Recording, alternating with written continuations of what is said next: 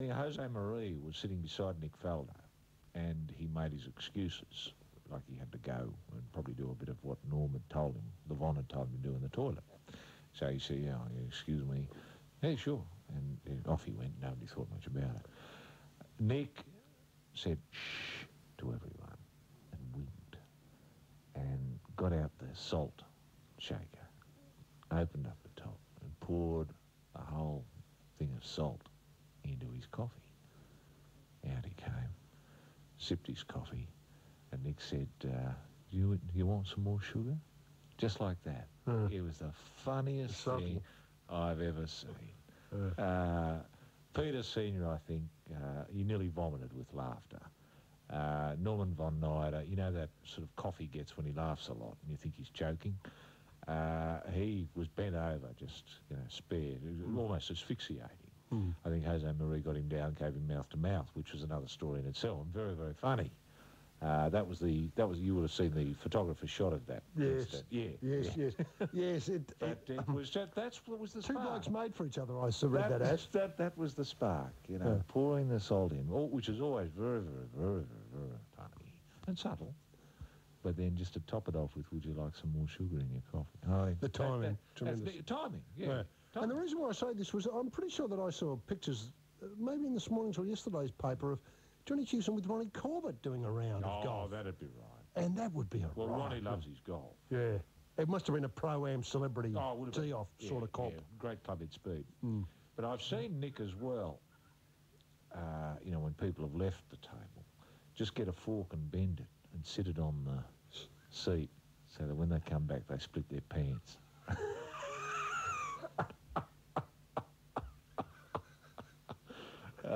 He's a riot, Nick Faldo. I agree with Corey, and Corey I like a hell of a lot too, because Corey's got a terrific sense of humour, quiet, a tremendous sense of humour in his own quiet way. But what I wanted to come to was to raise the question of clinics and coaching techniques. I mean, I know Keith Stackpole makes a lot of money with his so-called Keith Stackpole clinic. The young players come along, sit around in a circle. Keith tells them a few things. Then they go home. They pay about $150 for this privilege. Dav Watmore's got a cheaper one. Dav does it for about $75. Same sort of thing. And the same thing in football. Kevin Sheedy has a Kevin Sheedy clinic. Very, very well respected. Nothing much happens at it. People just come along, they're left in Kevin's charge for a while, and then Kevin takes the money at the end of the day and goes home. Is there an angle or is there an aspect of this which is useful to the younger player, the player getting started? Kevin talking about the windsock at Windy Hill, is it a good idea? Well, I think anything that encourages you to think more about your game has got to be good. And it can be in the oddest ways. For some young kiddie somewhere, a couple of hours with Keith Stackpole talking... Might be just the ticket. Might be just... something is triggered. Yeah, they go and play AFL afterwards. Yeah, something is triggered. Same as, for some other kiddie, just going, say, to the Masters and seeing John Daly walk past. Or going to the car, or going to the clubhouse. Or going to the smallest room beside the clubhouse. You just see him walking past. Can fire something. And you think, well, I can use that. Well, I know a lot of kiddies got into the game of cricket because they saw Imran Khan and Earl in the backseat of a Premier cab once. Sure, that's the case. Roy, one thing that I was delighted this week was, and we've had a feud with Nick Faldo on this program. We've barred him from being on the show. We're not going to... It reminds me a lot, when you get to politicians, they always say what tremendous people they are out of Canberra and stuff like that. Like Alexander Downer's meant to be a riot. Yes, an absolute riot. A real fruitcake, when it comes to the gags around the kitchen table and the barbecue. But this bloke, Corey Paven, talking about Faldo, reminds me of John Hewson. He's subtle. Well, who comes out of it sounding like... Nick Faldo. Nick Faldo comes out like Johnny Hewson. Oh, yeah, that'd be right. Quiet, subtle, very, very funny. Steely, sort of brittly sort of person on the one hand. British sense of humour. But funny as buggery. Who could you compare him to? Frankie Howard, I suppose. The You Were Man.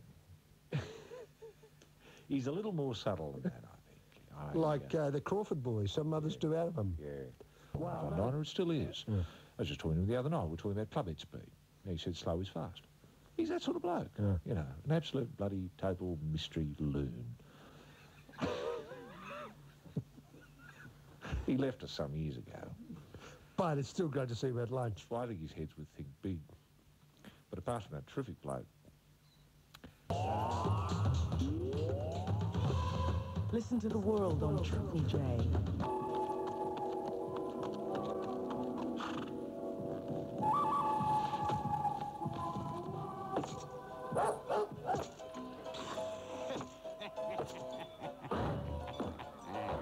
Hey, you chicken shit gringo.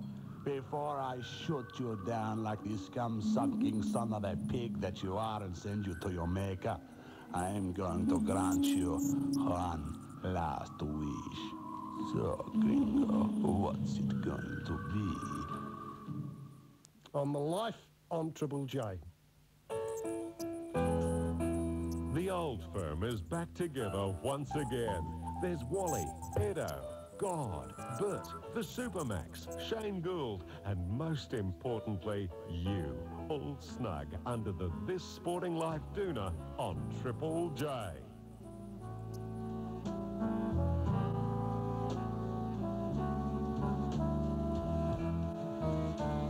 And as this measure concludes, beautiful. Look, He'd turn the lights off. And he'd say, righto, boys, righto, men, trousers off. And you'd take off your trackie bottoms. And then it was shorts off. And then it was togs off. And he'd say, boys, I want you to go out into the area you'll be defending and roll around in it. And if nature takes its course, so be it. And we pondered about this, and but you know, you did it in those days. If a coach was God, yeah. you didn't question or laugh. You know, nobody Not laughed. like now. Not like now. I mean, it irked me when I saw players coming up, Yeah, and I think it was laugh. Langmack Yeah. laughing at Coach Tom Terrific. Yes. Because he's done more for the Campbelltown Yeah. area. People forget. Yeah. He knocked down the walls in the squash courts to build a gym. Himself. He did that himself. Yeah, with his mate. With his mate. It only cost $200 $200. instead of the 12,000 grand that the Western Suburbs Rugby League Club.